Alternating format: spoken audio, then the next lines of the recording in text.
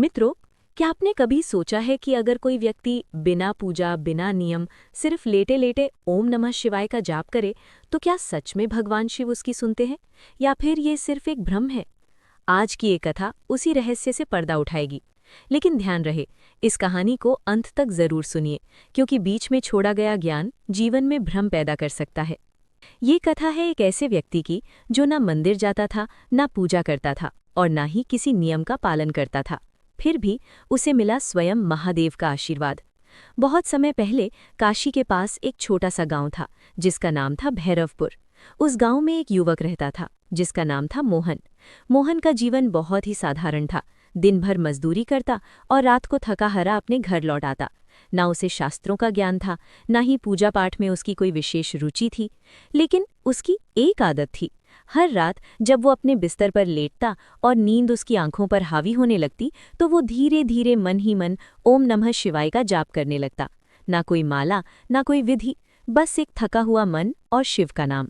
गांव के लोग उसका मजाक उड़ाते। मोहन मुस्कुरा देता और कहता, मुझे नियम नहीं पता, मुझे बस इतना पता है कि जब मैं शिव का नाम लेता हूँ तो मुझे शांति मिलती है। धीरे धीरे समय बीतता गया। मोहन की जिंदगी में कोई बड़ा बदलाव नहीं आया, लेकिन उसके अंदर कुछ बदल रहा था। अब वो पहले जैसा चिड़चिड़ा नहीं रहा। उसके चेहरे पर एक अजीब सी शांति रहने लगी, मानो कोई अदृश्य शक्ति हमेशा उसके साथ हो।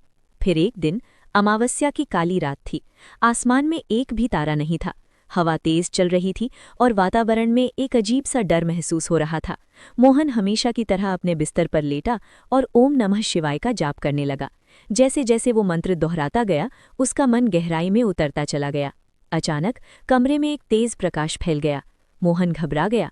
उसने आंखें खोली और जो उसने देखा, उसे देखकर उसकी सांसें थम गईं। सामने स्वयं भगवान शिव खड़े थे। जटाओं से गंगा बह रही थी, मस्तक पर चंद्रमा विराजमान था और उनके चेहरे पर दिव्य मुस्कान।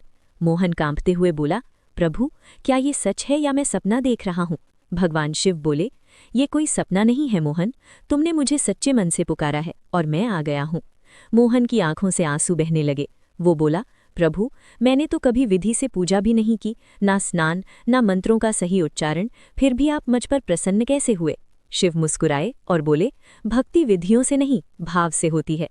तुमने हर रात थके हुए शरीर से लेकिन सच्चे मन से मेरा नाम लिया। तुम्हारा हर जाप सीधे मेरे हृदय तक पहुंचा। जब दुनिया सो रही होती है और तुम मुझे याद करते हो, तब तुम्हारा मन सबसे शुद्ध होता है। यही सच्ची भक्ति है।